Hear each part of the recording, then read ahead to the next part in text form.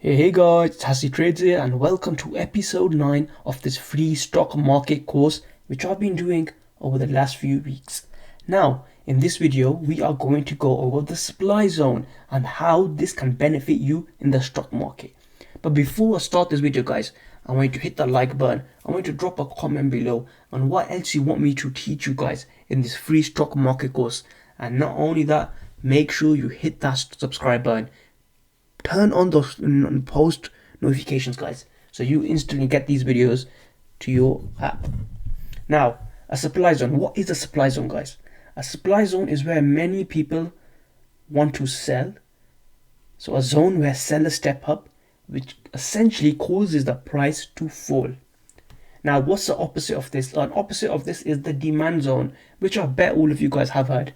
Now, a demand zone is where many people want to buy, causing the price to rise. So essentially the supply zone is the opposite to demand. So this is just the basics of supply zone. Now guys, in this video I'm going to go over a couple of charts and I'm going to go through and break down each chart and how you can use this to your advantage. Let's start off with MULN, Mullen, and how you could identify a supply zone here. A supply zone is where price has previously essentially topped out and rejected. So on this chart, where would you see the supply zone? On top of here. And let's see how it reacts, right? Okay, so we look at this and we get that. So how I want you to mark it is I want you to mark it on this candle close. Once the candle closes here, so if you close to here 7.19 on the top wick, that is an area where most sellers step up.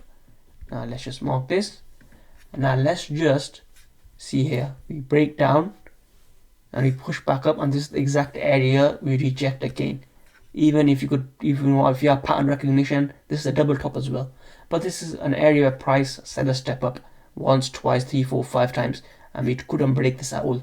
And here 1, 2, 3 times. Now let's switch over to the daily time frame and let's look. And even if we take this more towards this area, we could clearly see price has previously struggled to break above in this area. So this is a historical level as well, which is quite fascinating to see, right? Not only that, if we zoom out more, this is a previous area of demand.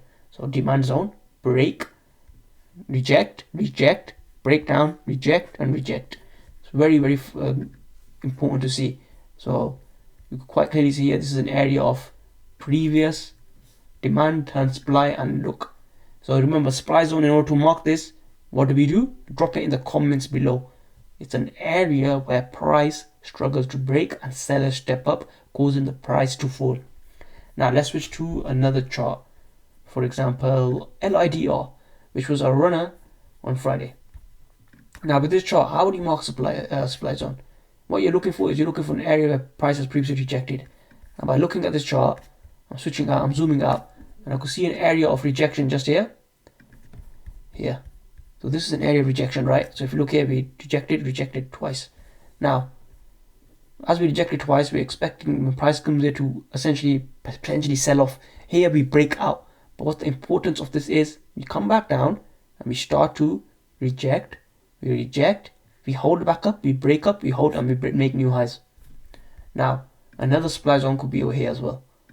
So you can quite clearly see this is an area where prices rejected once and sellers have stepped up. Again, this struck was too powerful and we broke out. There will be instances where it breaks out. However, there is a case where I say start scaling out on this level as well, and let the runners run, right? And if you look here as well, we came back down, we retested this area, and we had another little push back towards the upside. So these are areas of supply which you could look out for. Now let's look at a chart such as NVDA, for example, right? This is a higher time frame. This is a larger cap, but let's just do the higher time frame. Now, if you look on this on the 4-hour chart, guys, we could quite clearly see the supply zone here, right? Is 974 area, this area here, between 916 and 974. Why? We reject this once, we rejected it twice. Now, what I'm expecting is if price does jump back up, this is going to be an area where it struggles to break. Can we possibly break out? Yes, of course we can. But this would be an area where sellers start to step up, and that's important to consider. Now, let's look at another chart. We've got SGD here. And let's look at this SGD chart, right? So let's switch over to the 5-minute chart on SGD. And let's look for areas of supply. So on this chart, without even looking, You got an area just here. So this is an area of supply just here. Funny thing is, I actually alerted this player once we broke above the supply zone and we based. So we reject here once, then we reject again twice, then we reject the third time, then we reject, we come down, we break back above, we hold, and bang, gone. Then look at the importance of it. We come back down, we hold, push, and then we start to hold this area again, and the next day we run from this exact same area, which was here. So supply zone turn demand. Now another area will be just here, in this area here. Got this area marked as supply, just here. And why is this? So if we look, we got this area as well, which is resistance, but this is at least 1, 2, 3, 4. There's 4 rejections here, right?